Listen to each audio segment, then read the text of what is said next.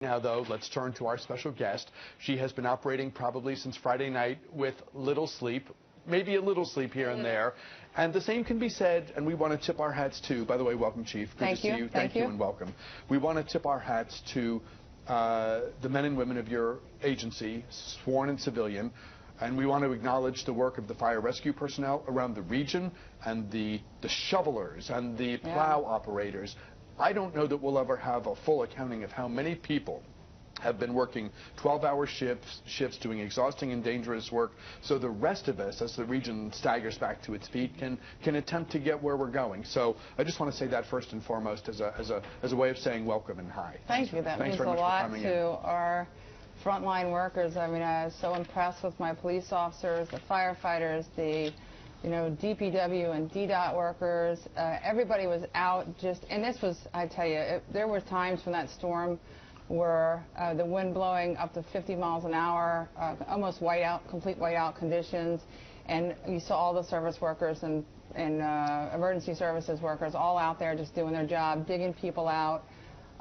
We distributed shovels, and the officers just took those shovels and just went and helped people, all throughout the city, throughout their whole shift. It's amazing to watch officers and what they have to do. I mean, it's a tough job. It's a broad job on a regular day, and the last few days have been far from regular. I've seen officers shoveling people who get, they'll come up upon someone who's spinning their wheels, they pop the hatch, they whip out a shovel, and they go to work on that.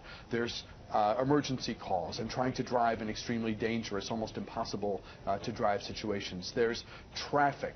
There's minor calls for service. I mean, it must be, a kind of marathon grind almost because of how much need there is in a crisis. But I tell you, if you watch some of the stuff we put out on the social media with the officers, we try to show them helping people dig out, helping each other to get to calls for service, playing with the kids, snowball fights and snowman building and all that. Yes, there's intensity in this job, but the times that you can do things that you really truly feel like you've helped someone, and so this was an opportunity for the police officers that come here every day with the goal of I want to help people. We got to do a lot of helping over the snowstorm. I can tell you, I saw officers helping people in a variety of situations, giving people rides who were out and got caught out, digging people out, helping children. I mean, it's one of those things that at the end of the day, it's what we raised our hand to do. Was this the right day for the big leap forward in terms of getting back to normal with the 800-pound gorillas, the federal government, and they said, yes, we're going to open today. It's going to be 3 hours late, so they're giving people a lot of time to get to the workplace. And, of course, many people will take advantage of liberal leave or telework opportunities. Sure. But for those who are getting to work, that 3-hour window, that 3-hour grace period, so to speak, gives you a lot of extra time to kind of get out of the subdivision or what have you. Was this the right day for that? I mean, it's a very delicate balance. I'm glad I don't have to make the decision. It is a tough decision that I think the mayor, city administrator made the right decision. It's a tough decision, but you got to get the city back to the business of being the nation's capital, and that means getting workers back to work, businesses back to business, kids back to school. They need their education. And so I think the effort forth by the city to push, and I know because my officers were with them last night, they pushed all night long and through that first 3 hours this morning to clear as much as they possibly could before the opening. So I think it's the right balance that we struck. But we still have some, I mean, it's not completely clear. There's still some hazards out there. We still have some intersections where there's snow mounds that are, high enough to block your visibility. There's still some bus areas where people are standing, on the street instead of in the area where they normally stand on the curb. We're trying to get clear. But so this is just kind of an effort for us to bring the city back online, but also ask people to be responsible and be careful while we finish getting the rest of the things taken care of. What sort of logistical challenges do you face in terms of, for example, I mean, are you on 12 hours? Are officers, for the most part, in a crisis like this, on 12 hours, then off 12 hours? So I tried not to put them on a fixed shift. Now, my special operations division is different. They did go on an automatic 12-hour shift because they have a lot of our specialized trucks and heavy equipment. and we use them specifically to escort and move heavy equipment around for the DPW and DDOT folks. But for the officers in the field, we made a decision shift by shift. So as incoming shifts were coming on and we were gathering numbers, we would hold the previous shift just until we felt comfortable that we had adequate staffing for that next 8-hour period, and then we would let people go. Some days we would hold them, some shifts we'd hold them 4 hours, some shifts we only held them an hour. But we never let everybody go from one shift until we had total counts from the new shift coming in. And I tried to imagine, where do people sleep? Because depending on where an individual officer lives, Sure. the time and the risks associated with getting home, maybe a little sleep. I mean, of course, some people have to get home, but for those where maybe there's some flexibility, you could burn so much time getting home and effort, and then having to turn around and come back. Did you have officers sleeping at the stations? So 2 things. We put out a message just reminding people a few days before the storm that we had good enough information to assume that you may not leave work for a couple days. You could get snowed in. You might not be able to get home, depending on where you live. So we told officers that if they could make arrangements. So I use myself as an example.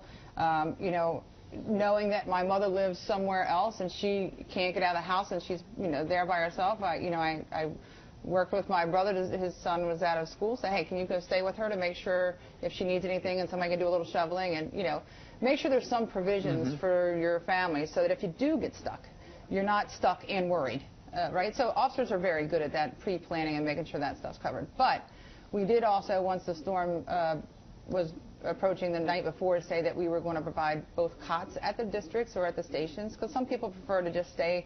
Like my canine people, they didn't want to go to hotel rooms because they can't take their dog with them, so they like to stay, with their dog. So we had cots at the facilities, and we also had hotel rooms. So we did house officers. I want to say about 150 throughout the storm, just to make sure that one, they weren't putting themselves at risk trying to get home in the storm. And it's that much more stress and Sure. effort to be traveling. Sure, on top and then of they the could get right travel back you to do work. anyway. Yeah. Yep. And I think the dedication that they showed by staying in the city so they could get back for their next shift was pretty incredible.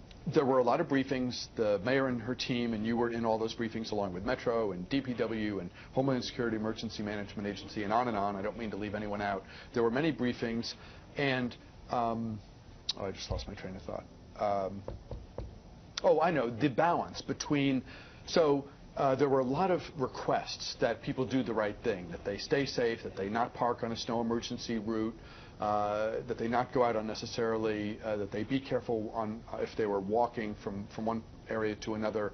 Lots of requests that people do the right thing. How do you strike the balance between trying to work with the public in that way versus saying, like New York did, we're not going to have travel, or we're going to be towing 1 million cars, or we're going to be issuing 1 million tickets? How do you strike the balance? Maybe it's the carrot stick or whatever to try to achieve the goals that you're hoping to achieve. Well, first of all, different cities there's different things you put in place in different cities based on what your community is and is not willing to accept, and what your community can and can't do when you ask them to do it. And in terms of the travel ban, New York is so different than Washington. They have an infrastructure that's so different than ours.